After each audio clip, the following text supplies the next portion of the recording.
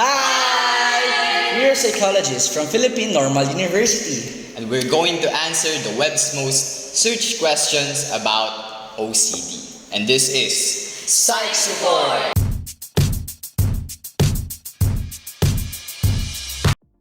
Okay, so for our first question, what is OCD? Okay, OCD or Obsessive Compulsive Disorder is a mental health disorder that causes people to have unwanted or intrusive thoughts and to feel the need to do things repeatedly. It's like a daily routine sa buhay nila or part of their lives, okay? Ayun, so napaka-informative ng question and answer ni Dr. Kelly. No? So next question naman tayo. What are the biochemical elements of OCD? So, ang unang biochemical elements na pumapasok sa isip ko is yung serotonin dysfunction and yung pangalawa is yung glutamate imbalance. So ano yung serotonin at glutamate na yun? Ayan. So, for both of them, no, serotonin and glutamate, pareho silang neurotransmitter. So, for serotonin, siyang monoamine at ito yung nag-regulate sa ating moods, sa ating behavior, which translates to our, syempre, behavior in general, no, kung paano tayo gumalaw. Now, some experts argue na yung mga taong may OCD, mayroon silang abnormalities sa kanilang serotonin development at ito yung nagiging dahilan kung bakit nagkakaroon sila ng obsessive thoughts and compulsive behavior. Para naman sa glutamate imbalance, dahil daw konti or reduce yung glutamate development ng mga people na mayroong OCD, nagkakaroon sila ng hyperactivities such as, ayun nga, obsessive thoughts. So ayun, no, siguro nasagot na yun. For our next question naman, ikaw naman, Dr. Allen. So, can you explain the role of genetic factors in the development of OCD? Yes, certainly. So, sa genetics, meron tayong tinatawag na bad genes. So, ano ba yung bad genes? Bad genes, grabe naman Ang yun. bad genes ay yung mga genes na dysfunctional or hindi nagtatrabaho ng maayos. So, genetics, sinasuggest na maraming expert na nakaka-apekto ito sa pag-develop ng OCD, Obsessive Compulsive Disorder. So, naapektuhan ng genetics natin ang ating neurotransmitter function at ang brain activity. So, naapektuhan din ng ating behavior. Kaya nagiging mas vulnerable tayo sa super anxious related na condition. But tatandaan natin na multifactorial ang pag-develop ng OCD. Pwede natin makuha sa environment, pwede natin makuha sa genetics, pwede rin natin makuha sa neurological interactions natin araw-araw.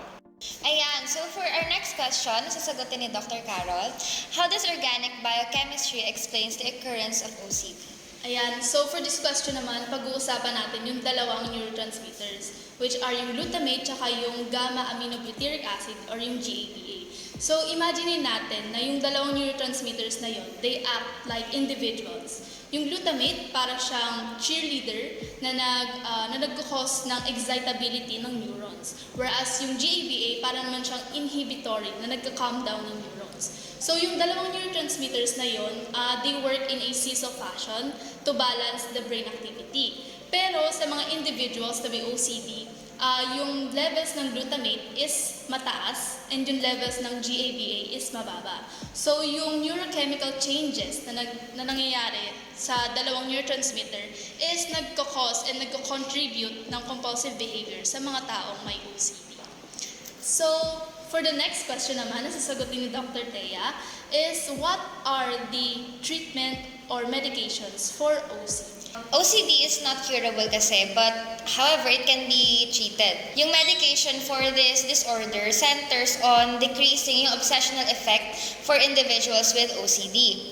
So, yung serotonin reuptake inhibitors o yung tinatawag natin na SRI are the most commonly used medication for obsessive compulsive related disorders.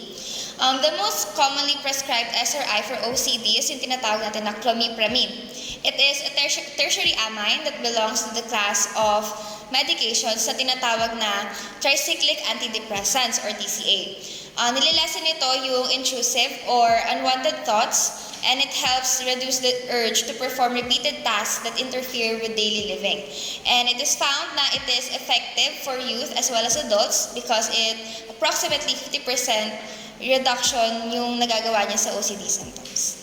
Alright, I think we're done with Psych Support and we just want to thank you guys so much for having us. So yan, most of these questions are really good and interesting questions to answer. And I hope we answered some or maybe all of your questions about OCD.